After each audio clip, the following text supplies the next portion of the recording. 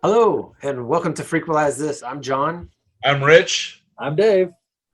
and today we are talking about the best albums of 1971. We have on Frequelize This Discord where about 8 of regulars and about 10 folks chat about music and what we love. So what we did is we grabbed a whole bunch of albums from 1971 in a list and talked about it as a group a little bit and whittled it down to 32 finalists. And then we took those 32 finalists and we put them into a double elimination tournament. We asked folks to contribute their favorite albums from 1971 and do it in a ranked way so that we could give some points to them. And then we had a seeded list. 32 albums makes 16 games to start. We posted them as polls, just pick your favorite between this, and the group went for it. And then I think, let me check really quickly, that we ended up with a 32 team double elimination, 62 games. So we'll see how far we get tonight. Yeah. And Well, and the fun part with this was some of them were like, this is easy. It's boom, nothing. But then there's the other ones where you're going, really, you're killing me with this matchup. So we're gonna have some fun digging this. You're probably gonna be looking at some of these things and kind of wondering the same thing, going like, you're killing me with this. right. This is gonna open up some This is gonna tear off the Band-Aid for a couple times for us too. We're Yeah, gonna this see is true. like how in the world did this not advance further? And just have that whole pain all over again. Well, and the fun part is we're not necessarily all going to agree on some of these things either. That'll be the fun part. Before we go further, for the dozens of people that might be watching this, I do Thank you, McCartney. be breaking down all these games, right? Yeah, thank you, McFoley. Or Tobias Funk from Arrested Development. There are dozens of us, dozens. So one album that's not on the list here that didn't make the final cut is Imagine by John Lennon. And I know there's going to be people that might be watching this are going, how did you not put that on there? Well, we didn't because I think all three of us agree that out of John, Paul, and George, John's solo efforts were the weakest out of the three. That was originally in the 32. Mm-hmm. And I believe the argument that was being made was to try to get Elton John's Madman Across the Water in there. And so I believe that was a swap that we made. So the first round, we had a matchup of Elton John's Madman Across the Water and Genesis Nursery Cryme. Oh yeah, this was painful. Yes. All three of us are big prog guys. We dig our classic prog rock. And Nursery Cryme by Genesis was, I think, for all three of us, one of our favorite albums that came out in 71. In fact, I listened to it today in preparation for this. And it lost. And Madman Across the Water won. And I own both albums in the physical form. And I will say, I listened to Nursery Cryme a whole lot more. And Madman, that's a good first side. And the second side kind of falls off the cliff. Yeah. So, that was, we really we kind of went scorched earth a little bit for a couple of days on Discord, I think, if memory serves me correct. It was not pretty. Between amongst the three of us, we're not going to predict that you're going to have Elton John and that album take out Nursery Cryme, and it does. Yeah. At least within that group. So we're starting off and we're throwing out, here's the first matchup that we're going to talk about, and wow, that went away. We had no desire for it to go. That was no. So the first big matchup we had, or the first matchup, game one, was Jethro Tull, Aqualung, and ZZ Top. ZZ Top's first album. And I will say, I love myself some ZZ Top. So when you go nuts and you go from zero to everything, and you have your fun. So, and this is a fun box set. This is you make them with the nice. They look like the original vinyl. So here's you've got ZZ Top's first album. This is excellent album. I'm going to say not a fully realized ZZ Top yet. I think they're in the ballpark still. I want to say, I think one of the key things here on both of these matches, the Nursery Cryme Madman and the Jethro Tull ZZ Top, is the prog factor and the makeup of the group. So we're the prog guys in the group, and I do believe we're probably outnumbered in that. We totally are. And I really think that the only reason that Jethro Tull won this match is one of the non-prog guys really doesn't like ZZ Top. All right. I think that's where Jethro Tull was able to pull that one out as a win.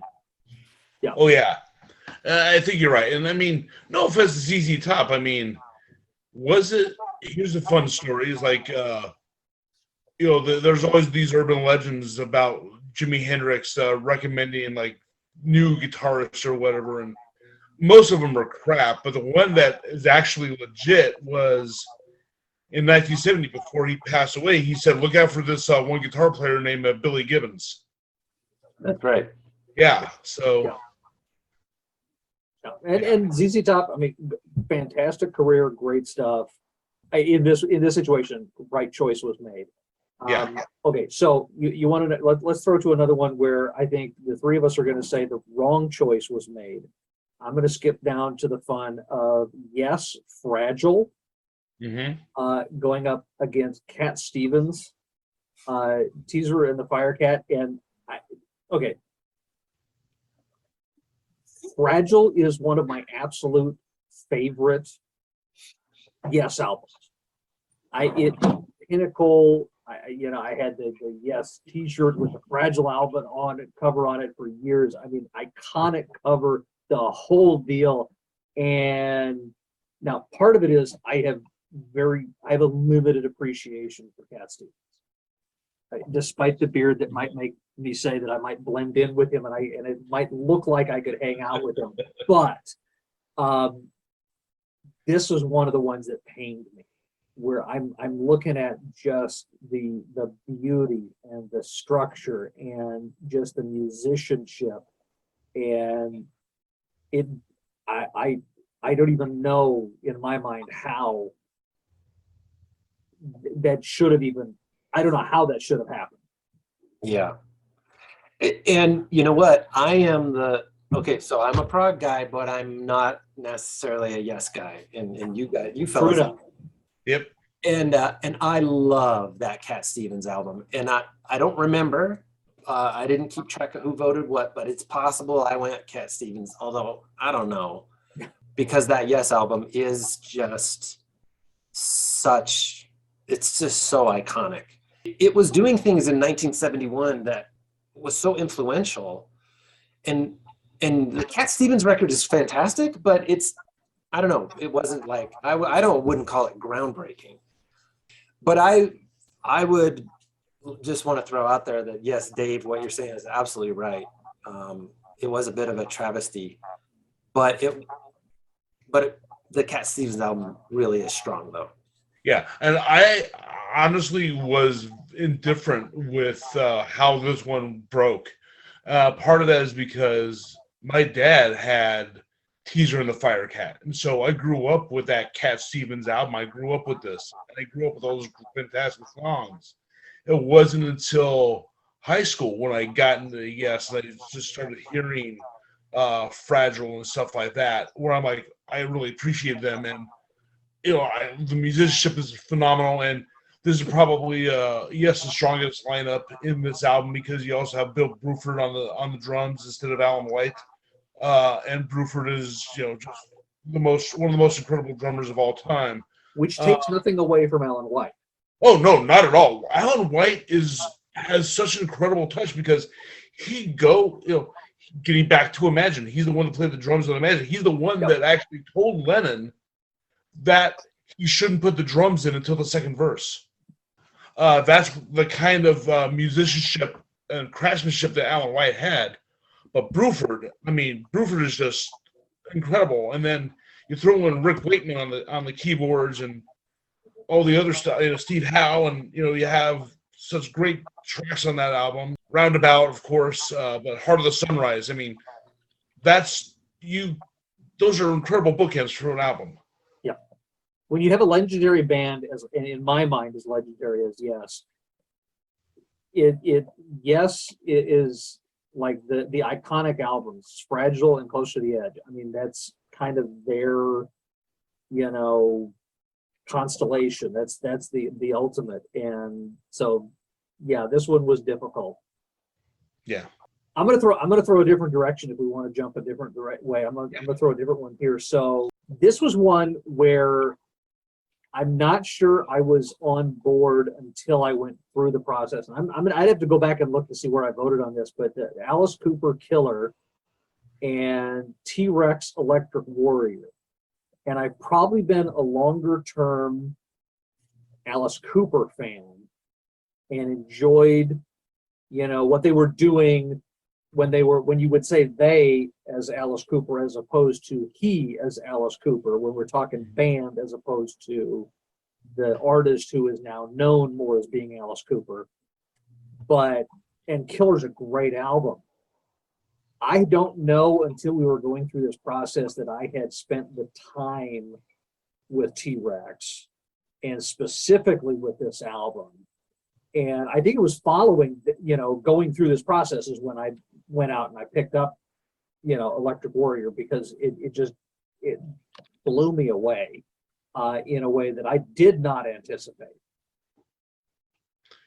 Yeah, no, it's an incredible album. I love it. In fact, I think I've mentioned this before that I could have sworn that you're the one that told me about it first, but obviously that's not the case. No, this was not something that was on my radar. It was one of those, it's one of those bands that you know and you've heard of it and it's in your background and in the back of your head, but you're like kind of going, I just don't know.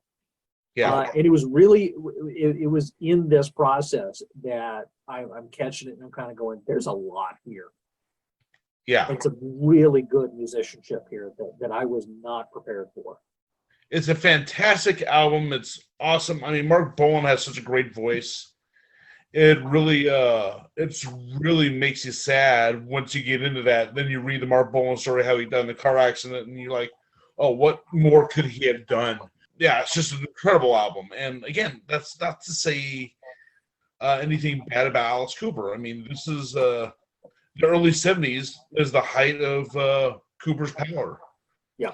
And the T-Rex album is much more consistent, though. It's really solid throughout, whereas Killer is a first side album. That second side, I don't know. But the first side on Killer, where you got Under My Wheels, Be My Lover, Desperados. So yeah, that's solid. But the T-Rex is that's consistent. The whole album, so good.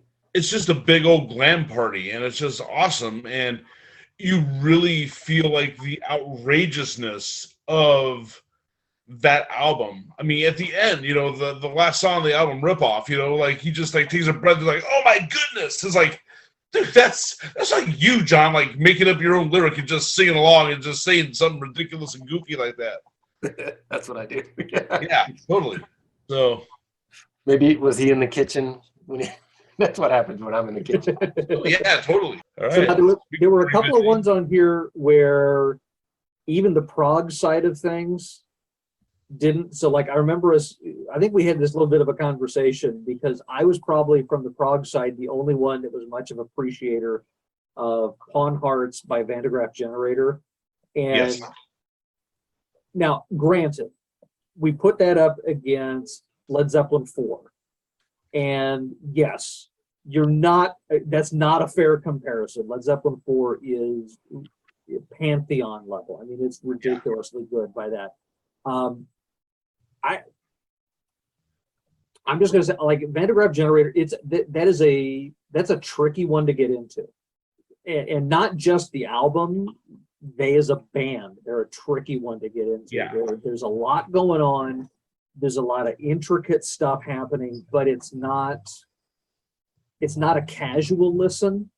It's the kind of listen that you kind of have to work at it, and if you're going to kind of sit there and you kind of, there's certain things, and I, and even myself, I have to be in the right mood to make it work. I have to feel like it's going to work right, as opposed to just sitting like, hey, I'm going to have this fun little music in the background.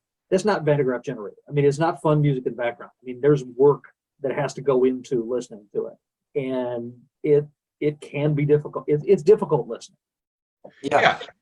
And that says something about some of the music that was coming out in '71 at this time, and some of the albums that didn't make the cut, because there are some bands out there, some albums that I like, but I know that it would go over like a lead balloon on this list, because just like you said with Pawn Hearts, you would have to really pay attention and really spend some time with it and really put yourself in a mind. I'll give you an album that I didn't even bother to suggest because I knew it would go nowhere. The Intermounting Flame by Mahavishnu Orchestra, which is John McLaughlin's like jazz fusion band. I really dig that album, but I know that it's a hard listen because it is jazz fusion. And you have someone like McLaughlin's Ridiculous is Billy Cobham on the drums and Jan Hammer on the keyboards, and like really good stuff. But it's not an easy. I think if I put that album on, my wife would kick me out of the house. Yeah. So you had greater wisdom than I did, because I was the one that kind of maybe pushed that one on us and kind of said, no, this has got to be in here, and like just That's long great. enough to get voted off the island. Yeah, well, because it sucks. This is a good time to point out, because people might be looking at that initial list of 32 albums and be like, why is Pawn Hearts by Van de Graaff Generator on there and not something else, right? So I do want to point out that this list is not at all generated by going out and looking at Rolling Stone articles of the best albums of 1971 or that kind of thing. This really is the members of the group contributing albums that they love that came out in 1971. So this probably was your submission, Dave. Oh yeah, no, it very clearly was. And I hope that you're not offended that I really didn't like it. No, I realize some of those things are. I will self-admit it's not an easy listen. It's not. It was an easy gimme for the classic Led Zeppelin. Yeah. This is true. So you are on an island there, Dave. Speaking of island, well that brings done. us up to another head-to-head matchup. King Crimson and their Islands album versus the Rolling Stones' Sticky Fingers. Now, I will preface this by saying that out of the three of us, I am far and away the bigger Rolling Stones fan. That's not saying much because I am a little more than a casual listener. This album is kind of like the peak of their powers. Not the best album that the Stones put out. That for me, that's Exile on Main Street, which came out a year later.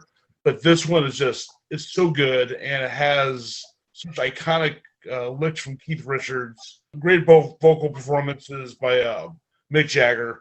It has that real early '70s Stone swagger that this is capturing the band at the peak of their creativity. Oh, for sure. This with Exile is a 1-2 punch. That it's great Stones, great riffs on this album. Oh yeah. With Can't You Hear Me Knockin', Bitch. I mean, yeah. Brown Sugar and Wild Horses are just classics. Yeah. I popped it up on Spotify really quick. Each of those two songs has 200 million listens. Mm-hmm. That's just amazing. It's good stuff, and King Crimson is always a hard sell anyway, right? So this was another maybe easy one. Let's see. What I don't know Islands very well. What we got any classic tracks on Islands? Well, that's kind of a weak spot for in the Crimson catalog. I feel like the early '70s is kind of the weakness, because after this, then they follow up with their trio of Lars Tungsten Aspect, Red, and Charlottes and Bible Black and Charlotte. So those right there are just the holy trinity of that's the start of prog metal essentially. Those three albums, and this came before that, and they were still working and Brooke was still trying to retool and figure out twiddle with that band. So Yeah. Yeah, if you add up all of the listens of all of the songs on Islands, you don't even get close to the number of listens for the weakest song on Sticky Fingers.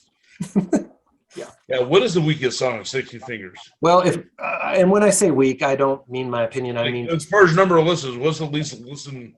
it's song? track 5. You Gotta Move. Okay, yeah, I can see that. As long as it's not like Sister Morphine or Dead Flowers, because those songs are great. Those are great. Yeah, Dead Flowers is up there. Dead Flowers so good. Yeah, 34 Yeah. million. Yep, that was an easy one. Yeah. All right, John, where are we going next? Well, let's go to what I felt was another easy one. We could just knock some of these out. Marvin Gaye's "What's Going On" versus Focus 2. I think Dave, I see you kind of laugh. Yeah, because I'm that guy again. Yeah, I was. I think I enjoyed listening to this one though, unlike the Van der Graaf Generator. This was the first time I was listening to this Focus album when we did this exercise, and I'm pretty sure that I enjoyed it. Let me see if I have some ratings on this. So I can do it again. You're the guy. I'm that guy. Dave is definitely our physical media guy, and I'm So, yeah. So here's what we're talking about. At least on that end of it, where I probably so far as iconic albums and so forth. I mean, the Marvin Gaye it is the much more iconic album. Oh, yeah. I will say I have a stronger appreciation for Focus. I mean, clearly, who goes this nuts? Yeah. But I mean, granted, box sets like this are kind of fun anyway. But and again, being the prog guy, and probably the esoteric, weird prog guy, even. I mean, you guys are prog guys as well, but I think every once in a while go down a rabbit trail that even you won't follow. Yeah, you're the guy that's likely to pull out, hey, listen to this Taiwanese folk prog that I found. Well, that one was interesting. I'm not sure it was completely interesting, but it was just kind of. And probably in the big picture, the right choice was made with going with Marvin Gaye over Focus.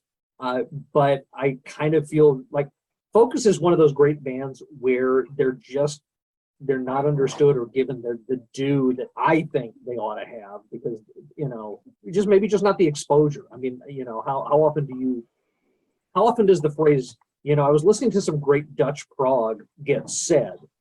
yeah. Okay, granted, it gets said in my house, but only by me. But it's, to me, it's fun that the flute and everything. It works for me. But Yeah. I get that. I also think Marvin Gaye is probably the better choice. Well, I also think that when you're talking about, Marvin Gaye, you're talking about like one of the most iconic R&B singers of all time, an album that 50 years on has lyrics that still resonate deeply, and that should really kind of make you angry that they resonate so deeply today. Focus, on the other hand, they're known for Hocus Pocus, which I was growing up. The box set, has to sell itself by the one song that people know what it is. Yeah, and that song, when that would come on the rock station when I was a kid, we'd all stop and go, "Oh, here's that weirdo song again." That's does the yodeling. Yeah. Yeah. So, I think there's an argument to be made that the Marvin Gaye album is prog or progressive. I would agree with that. Okay. It's progressive R&B. Yeah, not in the traditional progressive rock, but what he was doing on that album was just absolutely incredible. Not only like you said, with the poignant, lyrics, Rich, but just, structurally, musically, the interludes, things like that. Oh, and you listen to just all the musical callbacks that are laid in throughout that entire album. It really is the structural. It's studying the structural brilliance, and it's absolutely progressive, and it's just incredible. And fun fact about that album, What's Going On, he got members of the Detroit Lions to do the right on part. When everybody's like, "Hey, how's it going, brother?" Those are members of the Detroit Lions that Marvin Gaye brought into the studio to record that part. Wow, that's pretty cool. Is there really anything to say about the Jeff Beck group's Rough and Ready that got beat out by Who's Next? I don't think so. I mean, Jeff Beck is a phenomenal guitarist, but who's next is who's next. Exactly. That's the challenge. That's the hard part. I mean, it's again, you're going up against a truly iconic album. I mean, this 71 has a lot of great iconic albums, and for the Who's Next is to some degree definitive. Where I don't know, the hard part with Jeff Beck, there's a lot of great work, but I don't know. I mean, Rich, where would you pin? Does Beck have an iconic album? It's not. Yeah, Blow by Blow. Okay, so yeah, I mean, back in the mid-70s. Yeah. So his better work would be later on. Right. Exactly. And even Wired is really good. So the Blow by Blow is 75 and Wired is 76. That's another, back-to-back Beck that is really good. Rough and Ready, I think maybe, I can't remember who, wanted that to be here, but yeah, there's better Jeff Beck later. Mm-hmm. Yeah, when he gets a little more of that jazz fusion period, I think. So yeah, let's go with. Oh, here's another one. I think that we can knock out relatively early, although Dave may disagree on this. Badfinger Straight Up versus Caravan in the Land of Gray and Pink. Okay, I'm not going to disagree. It's just painful. All right. So the painful in the sense that in the Land of Gray and Pink, I think is peak Caravan, and you kind of root for, and to have, and that's a niche genre even within prog. So you're talking, a Canterbury scene, right? Yeah, the Canterbury scene within prog, which is its own little niche thing, which honestly I don't know, other than real deep prog fans, gets much love. Period. Mm-hmm. But this particular Caravan album is peak form, might be one of the best albums that come out of the Canterbury scene. And the hard part is you put it up against an album like a Badfinger and Straight Up here, and it's probably the right choice that it comes up short, but it's just painful when it does. Yeah. Well, it also doesn't help that Badfinger is a band that I think never has gotten its proper due. I think just because the tragic story of like Pete Ham gets in the way of the whole narrative, because these guys were kind of like thought of in some circles to be, oh, yep, here's Beatles 2.0. Yeah. And Caravan, like you said, the Canterbury scene is a tough scene to get into. I mean, I grew up with some of those records, so I'm kind of used to that sound, Steel Eye Span and stuff like that. But the classic example for this is the first song on that album, "A Golf Girl." I think the first time I heard that, my thought was, this sounds like Eric Idle and Neil Innes getting together and doing a parody of the Canterbury prog music scene. Which, considering those guys were behind the Ruddles, they could totally pull off. Which actually speaks to their accuracy as opposed to it being a parody. This is true. Circular. I like it. It all comes back again, doesn't it? It all does. There's a lyric in there somewhere, I think. Yeah, I love that both of these albums were here, though, because one of the neat things about doing this was, especially with the eclectic members of the group that we have, is people really did take the time last year to listen to stuff they'd never heard before. Mm-hmm. In the chat for these contests, there was some cool conversations of, wow, I wasn't expecting to like that or whatever, You're right, Dave. That's peak Caravan right there. That's some good Caravan. Especially for me, the epic at the end is my favorite from that album. And then Badfinger, Rich, I loved what you said. They don't get enough respect, or it certainly didn't at the time. No. I think them showing up at their song being in the end of Breaking Bad, I think really gave their career kind of an odd boost because more people heard that song, and younger people maybe not around heard that song, went out, checked them out, and maybe picked up a couple new fans on the way. So Yeah. which is the right way to do things. Right. Let's talk about another one. The Doors' "L.A. Woman," a Paul McCartney Ram. This one surprised me. Ram is a strong solo record. I actually read there's an argument floating around that says that this might be the first indie rock album, which is kind of a weird thing to think of because you don't think of McCartney, but a lot of those elements are there. And to me, the Doors' "L.A. Woman," I hear that album, and there's a couple tracks on that album that I like, but that's a band on the decline. Yeah. Because Morrison dies shortly after this album.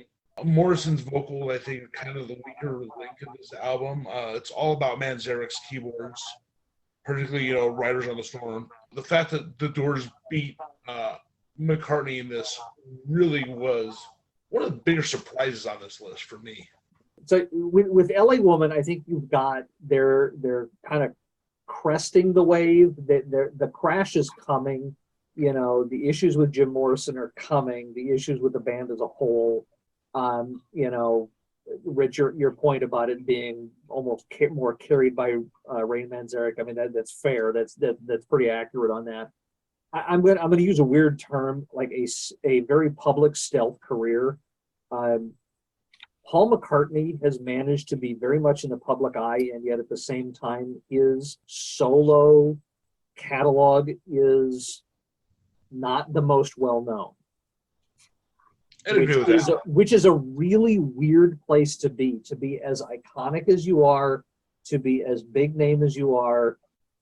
There's some great stuff with what he does, but I think there's an element to which "L.A. Woman" speaks to who the Doors were in kind of a way that McCartney's album Ram, I think there's better stuff to Ram than is widely known.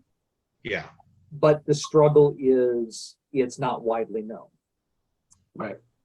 Yeah. The Doors album wins on Riders on the Storm alone. Yeah. And again, that gets back to what's the best part of that song. Manzarek doing that ridiculous keyboard solo while keeping the bass line with his other hand. Yeah. That's the cool thing about Manzarek, and this is something that we'll probably talk about in a future episode. I think as far as LA musicians, like important LA musicians, Manzarek is in my top 5 as far as LA musicians, because after the Doors, he went out and produced a lot of records in the punk and new wave scene. Yeah. So he was huge in that era. So there's a lot more depth to the musicality of the Doors than Jim Morrison. Oh yeah. Well, "Light My Fire." So I heard an interview with Robbie Krieger, and he had mentioned how the whole musical interlude was essentially him and Manzarek riffing on John Coltrane's version of "My Favorite Things." No. Let's see. Let's go. Joni Mitchell Blue and Santana 3. Because I'm bringing that up because I know y'all did not like Joni Mitchell Blue. Yeah, I think the right album won on that one. Clearly. That being Santana 3. I remember listening to these two. I don't remember listening to all of these, but I vividly remember my reaction to listening to these two. And I got on the Santana fan train listening to that album. Mm-hmm. Before that, I only knew the stuff you heard on the radio and Smooth or whatever, and some of that stuff was overplayed. So I needed convincing that Santana was an amazing guitarist that should be paid attention to, and this album really did it for me.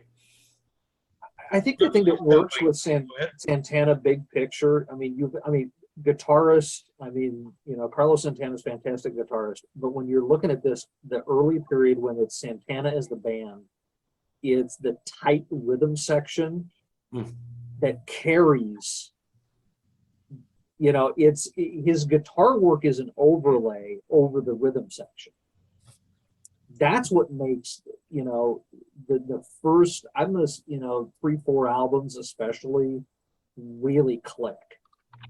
It's that combination. And without the rhythm section, I don't know that there's a as strong or a long-lasting Carlos Santana career without the rhythm section that he had going. And I think that's why their performance of Soul Sacrifice at Woodstock is probably, I think, from musicianship standpoint, the most iconic performance that you see in the Woodstock documentary. And not just because you have that ridiculous drum solo, but you have all those guys, like 7 or 8 musicians on the same stage, and they're just clicking, and they're doing all these polyrhythmic stuff, and Santana's like 19 years old, and he's just shredding on the guitar. It is just incredible. So that's right. Joni Mitchell, on the other hand, you either really like her or you don't. And that's fine. One thing that's weird is I know Prince liked Joni Mitchell. So a few years ago, I go take a tour of Paisley Park, and there's a mural in one of the studios, or one of the in the building, and it was a mural of all these people that had inspired Prince as a musician. So you had people that you would expect, like, you know, Carlos Santana was on there, Jimi Hendrix, Miles Davis, Pearl and Funkadelic, but right in the middle of it was Joni Mitchell, and I didn't understand that until I heard this album. And the one thing that we'll give Mitchell credit for is her ability to, like, just take a lyric, like a phrase that shouldn't fit in the meter, but just kind of like run off a little bit and somehow make it work. And Prince did that. And that helped me connect the through line of why Prince was inspired by Joni Mitchell. And that was fascinating. Oh, that's cool. I still like Santana's album better. Yeah. Another one where, to me, both contenders are good. Really enjoyed both contenders, but the obvious winner one was Carole King's Tapestry beating Sly and the Family Stone. There's a riot going on. Yeah. So much has been said about Carole King's Tapestry already by so many people. I don't know that I have anything to add other than it is a perfect combination of songwriting, production values. Mm-hmm. The album sounds great, and her delivery. I mean, her voice is just amazing. And the importance of that album is just cherry on top. I contend that Tapestry is one of the 5 most important rock albums I've recorded, because it literally spawned a genre that is still flourishing today. You don't have Taylor Swift doing her thing without Carole King's Tapestry. You don't have Adele without Carole King's Tapestry. That's right. You know. Yeah, I had a captive audience with my youngest daughter, who is, you know, one of the world's biggest Taylor Swift fans, driving to the airport, and I played her Carole King's Tapestry, and we listened to it twice.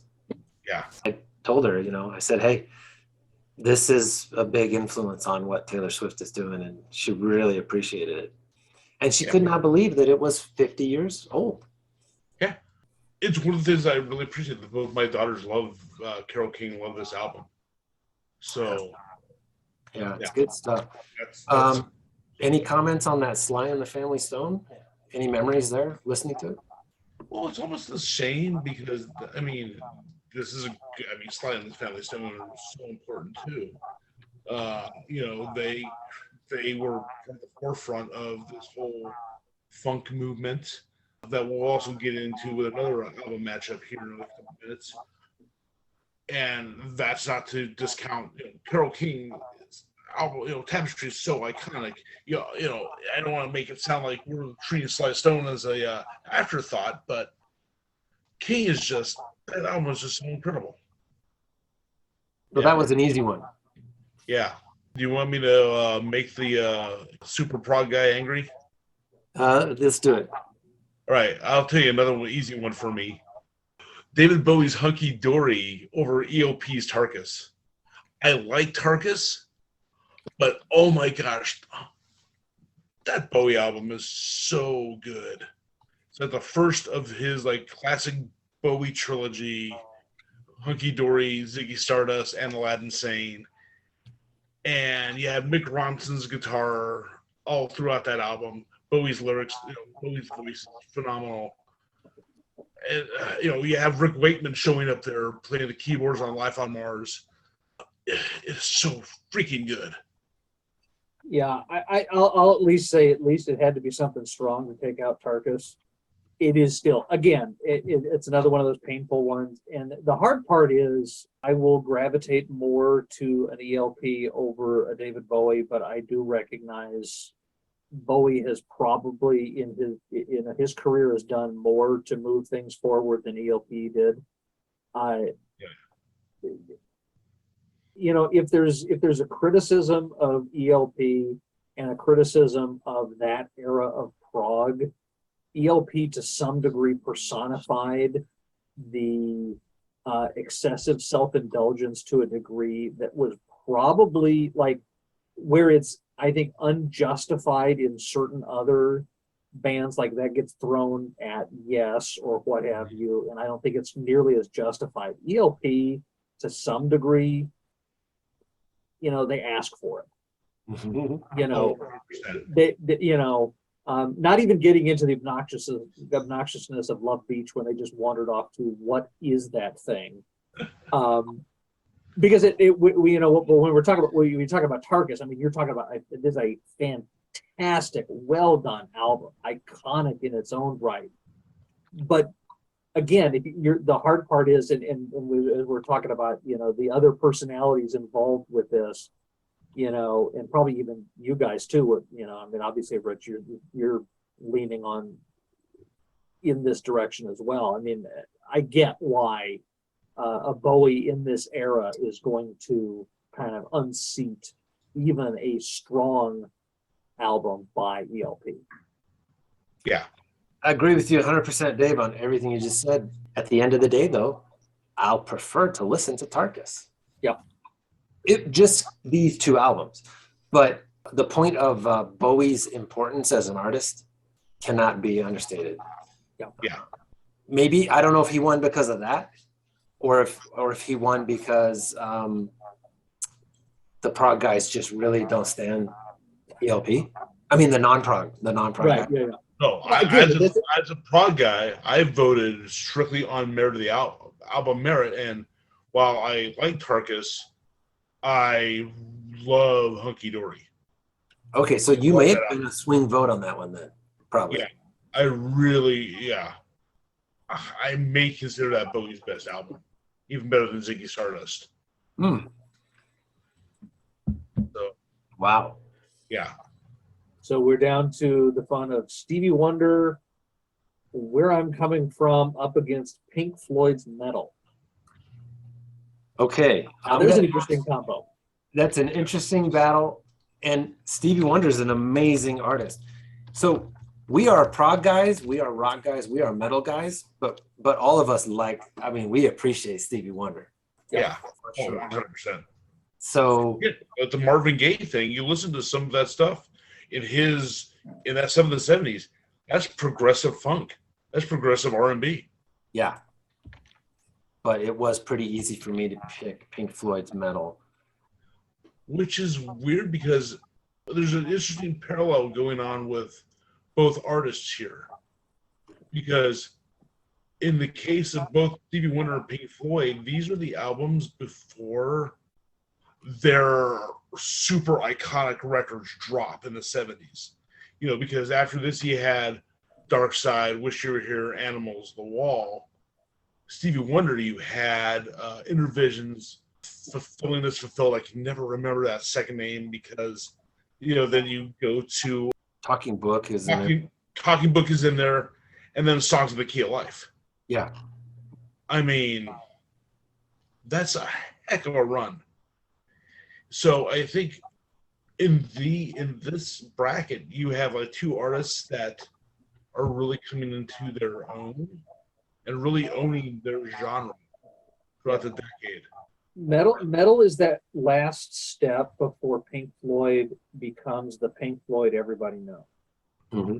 Yep. There's bits and pieces leading into it. So as they're approaching that album, you know, you've got hints of it in Umaguma, and you've got hints of it in Atom Heart Mother. You know, not really Piper the Gates of Dawn, because I mean that's Sid. much more Sid, Yeah. and the ultimate Pink Floyd sound isn't really as much his as it comes out with a band after him.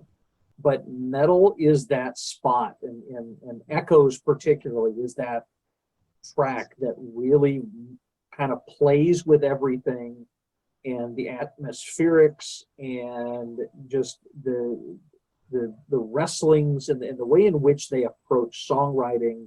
They're right at the edge of really knowing who they are and being able to deliver who they are to the world. Yeah. I think, I can't remember who said this. This might have been a DJ years ago, but he described Pink Floyd from 67 to 71, so from Piper to Meddle, as kind of their space period. And if you listen to those albums, you know, you mentioned Umaguma, Atom Heart Mother, I'll even go one further to 72 and Obscured by Clouds. There's some serious, like, spacey, atmospheric, you know, stuff like that. Very Kubrickian 2001 kind of stuff going on there. And this is the cusp of that. Which they actually wrestled with a little bit, and Waters particularly wrestled with kind of that, getting that, you know, astronomy domine and songs of that nature. Mm-hmm. And they were, you know, at risk of being typecast, if you will, you know, musically, which I think is, I mean, if I recall correctly, I mean, this is where Echoes specifically, they flipped that. I think it was originally going to be much more in that space theme, and they went to more of a kind of Jacques Cousteau under the sea kind of an approach. It's kind of a cheesy way to say it, but yeah. they kind of flipped it a little bit. I don't know if in a big picture that alters it dramatically. I mean, I think it does to some degree. It's kind of inner space as opposed to outer space kind of a thing. Yeah. But they're still playing with the same atmospherics. Oh, yeah. Trying to apply it in a different method. Well, it totally works too, because I mean, what's the study that we know more about the expanse of space than we do the depths of the ocean? Yeah. So it really kind of fits there, that whole thing of exploring the great unknown through music. That works. Yeah. Getting into Pink Floyd in college, which would have been 20 years after this, really, I was always surprised that Obscured by Clouds came out after Meddle, because to me, Meddle is the transitional album from, which I think where you were going, Dave, from the spacey psychedelic stuff into the more songcraft type stuff that went in. Not only that, but then of course the production values and things like that we got with Dark Side. But you know, I just want to throw this out there, like, because the Pink Floyd winning is significant. We have someone in our group who absolutely hates Pink Floyd with a passion. So pretty neat that Pink Floyd won. But what do you think? Would Meddle have won if it had gone up against something like Talking Book or Intervisions or Songs in the Key of Life? No. Particularly Intervisions or Songs in the Key of Life. I think Intervisions, both of those albums, I think goes far in this. Wow. Okay. One thing you got to remember about this album, when this album came out, Stevie Wonder was 21 years old. That's right. It is crazy. When I saw, because last year when I saw the Summer of Soul documentary, you know, Stevie Wonder's the first artist they thought, and then they happened to mention, well, yeah, he's 19 years old at this time. I'm like, wait, it's 1969, Stevie Wonder's only 19? What in the heck? My mind was completely blown to smithereens. That's even crazier. That's right up there when you find out George Harrison was just 27 when the Beatles broke up. Oh, right. Kind of in that same vein. Yeah. So, all right. So let's see. We have Deep Purple Fireball and Black Sabbath Master Reality. I think this was a slam dunk for me. No offense to Deep Purple, but come on. Not the strongest Deep Purple, good Purple, Yeah. solid album, but you've got Sabbath on the other end that they're cooking with everything they've got. Yeah. Yeah. Yeah. I mean, Sweet Leaf, Children of the Grave, they're just so good. And the musicianship of that, especially now, you look at Ozzy performing like opening night of the NFL, and you're like, hey, look, it's Grandpa Satan. But you got to remember, but you look at Ozzy, his vocal performance on this album is remarkable. And then the musicianship, Tony Iommi on this album completely owns on guitar. Oh, yeah. Yeah, and Geezer Butler, I mean, setting the riff up with his bass line on Children of the Grave. Yeah. I mean, that sounds evil. Yeah. They more strongly, Sabbath at this point, they appeared to know who they were. They were delivering who they were. To call your album Master of Reality, it's like, come bring it. We've got this. I mean, they're in their heyday. They're turning out albums. I'm trying to remember. I think it was an alternate title for the album that was another pot joke that was not allowed or something. I could be recalling this incorrectly, but I think somewhere along the line. So I mean, they were well fueled in early '70s medicinal writing fuel. I don't know what else to say. Yeah. Did I dance around that well enough? Let me put it to you more clearer. Yeah, pretty much that. Yeah. But they owned who they were. I mean, it's the hard part is who they were at this point. It was artistically fantastic, but the seeds of the band falling apart were all there at the same time too. That's the hard part. Is what was fueling kind of the creative process was going to undo them a few years later. So it's that. And you don't judge the album in that sense, but I mean, there's kind of a painfulness to that end of it. That's fascinating because I never put two and two together on that. I've always reserved that for Sabbath Bloody Sabbath. But I need to go back and listen to Master Reality again with that in mind, because I think you're onto something there. Yeah. Yeah. Okay, we do have one more. Yes. Want to say anything? I just want to throw, it's essential Sabbath. Yep. Absolutely essential. And I think, no spoilers, but it doesn't just lose on the next round. And that's significant because we don't have a lot of Sabbath love in our group. So it says something that this album went as far as it did. And Yes. again, no spoilers at the moment, but with that Deep Purple album not being a peak album for them, they had no chance. Yeah, the last one is probably the most disparate matchup, but it's also one of my favorite ones, and because these albums are phenomenal albums in their own way, and they're totally different. We got Harry Nilsson going up against Funkadelic Maggot Brain. I'm going to own from the upfront. I was not super familiar with either of them. I was more familiar. I was equally familiar with both of them, which is to say, I knew them, but I never owned them. But I always appreciated them for what they were, and so this is a fun exercise to just put them up against because they're completely different. But yeah, they're so clever in so many ways. Mm-hmm. I mean, Harry Nilsson, his lyrics he's a brilliant lyricist. I think this, if memory serves me correctly, this has the album, the song "You're Breaking My Heart" on it, which is the only song that you need to hear on Valentine's Day.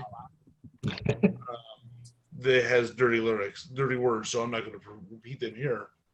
But I don't think Nilsson gets the credit he deserves as a musician, as a songwriter, as in the company he kept. I mean, the Beatles were ginormous fans of Harry Nilsson. I mean, that tells you the craftsmanship that this guy has. Yeah, and that lead off, "Gotta Get Up," Mm-hmm. it sets the tone. I mean, that's pop. Like, that's just a great song. I almost said pop perfection. I don't know if I'll go there, but Yeah. but that is such a fun little ditty to get you into the album. Yeah. And correct me if I'm wrong, John, you had not heard Maggot Brain before this exercise, right? I had heard the one song. Okay. Yeah. And I had heard just the kind of the big songs from Nilsson Schmilsson. Okay. So Gotta Get Up, I knew. Without You, Coconut. Mm-hmm. But I mean, Nilsson won this battle, but I gotta say, Funkadelic. This is one that I wrestled with because Funkadelic really is such a groundbreaking album. You think of Parliament Funkadelic now, you think of George Clinton, The Mothership, and Atomic Dog, and the last the song that the DJ throws on at 11 p.m. if you're a certain age. But no, this is progressive. This is progressive funk. Oh yeah. And we talked earlier about like the artist that influenced Prince. I mean, this whole album, I just picture a young Prince Rogers Nelson just locked up in his room, spinning this album incessantly. It's a great album. But it did not win. It did not win, but it is worth checking out. I mean, all of these are worth checking out, right? With the exception of maybe Pawn Hearts. Oh man, Just kidding. you really did not like that. That's okay. Well, all right. So this has been a pretty long episode. So I guess maybe we should wrap it up right here, and we could continue with the way that this went. So we've talked about these albums, and now the rest of it is just kind of seeing where this goes and who beats who, and some of the triumphs and some of the tragedies that are yet to come. And that'll be good because I think we'll be able to talk a little bit deeper into some of these albums, because I think like Zeppelin 4, Who's Next, those albums are like, of course they won. Let's move on. So we're really looking forward to really diving into the meat of what makes those albums so great for us. Yeah, for sure. All right. Well, thanks for joining us. Thanks for being here. And this was Frequelize This. We'll see you next time. See ya. Yep.